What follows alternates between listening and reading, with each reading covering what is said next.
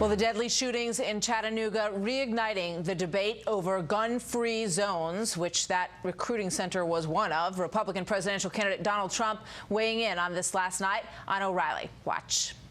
It's a total lack of respect. It's a breakdown and, frankly, a gun-free zone. These are four great Marines, for what everybody tells me, unbelievable people, and that they're not allowed to carry guns is absolutely ridiculous. So what happens is this guy walks in, he's got a gun, they're just sitting there as targets. It's absolutely disgraceful.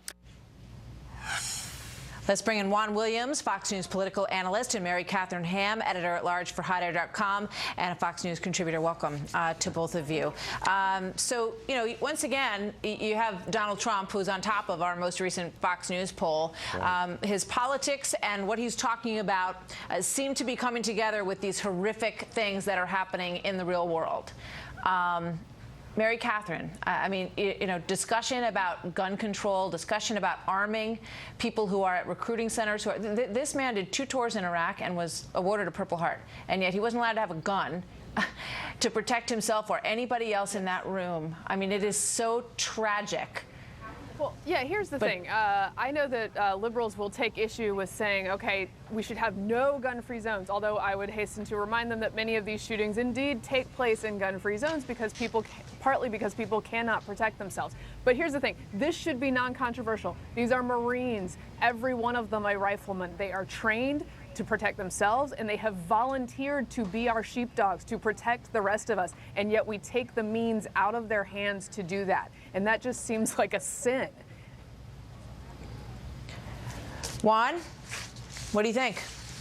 I really am baffled by this whole conversation. This is a strip mall. This is not even Fort Hood. This is not even a military base. So what we're talking about here is a strip mall with stores and, hamburger stands and all that. And I don't think you want people just walking around, everybody with a gun, everybody who gets into an argument from workplace violence to a dispute in the parking lot. Nobody's saying. First of all, this is a Marine recruiting center. Yes, and that's where this man selected. Okay, yes, he went there on exactly purpose right. with that intention. He killed 4 United States Marines who were unarmed in that facility. Right. So how can you say, well, it's just a strip mall? Why would we want to arm people at a strip mall? What do you mean? It's in a strip mall, Martha. That's exactly where it's located. So what we're talking about, Martha, is you're saying you would be in favor of sort of the Wild Wild West.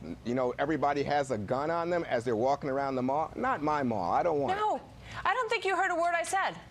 Go ahead. We are talking about arming our U.S. military at recruiting centers. And why? Because there are hundreds of threats that exist against military families in this country, Juan. That's hundreds. fine, Martha. This is a recruiting This is going to happen station. again. It's going to happen. It is going to happen again. You know what so this you're is? not going to give these guys a gun to protect themselves? Martha, you can pander to fear, anxiety, anger over what happened yesterday.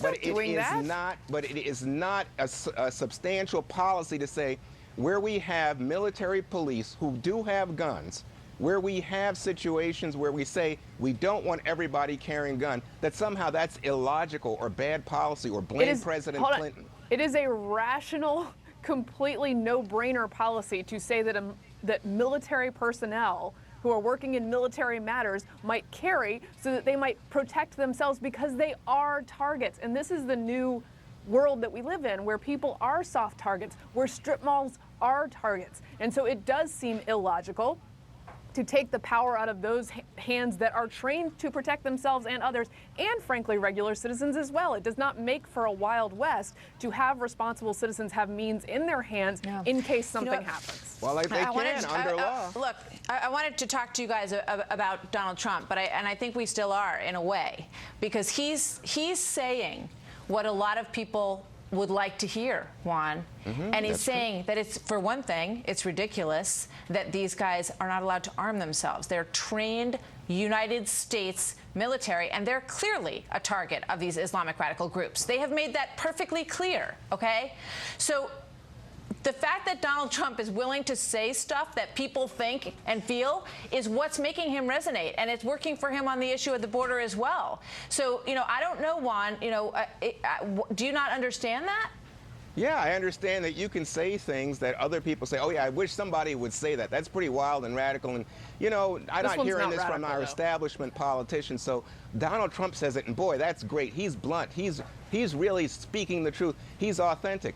But in fact, if you stop and think about it, and think about the policy and why it is that people are having discussions and put limits in place, I think you understand it makes for a better society. So he can play to political passions of the moment. And remember, he did this interview with, I think it was ammoland.com, and he recently spoke to the NRA. So he's playing politics and trying to win them over by satisfying their immediate needs. I don't think he's speaking to our larger concerns as Americans. Well, and here's the thing, Juan, you're right that he's playing politics, and I hasten to remind conservatives, as always, that in the past he has been for an assault weapons ban. So he has been on the other side of this issue and for restrictions on guns.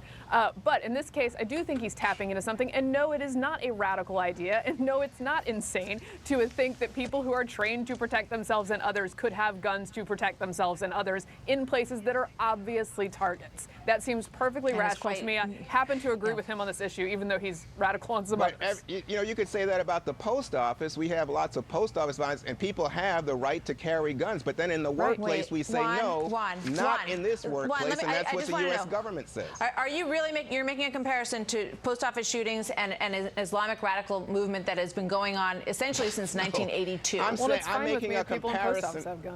I'm making a comparison to workplace violence. And remember, this is their workplace.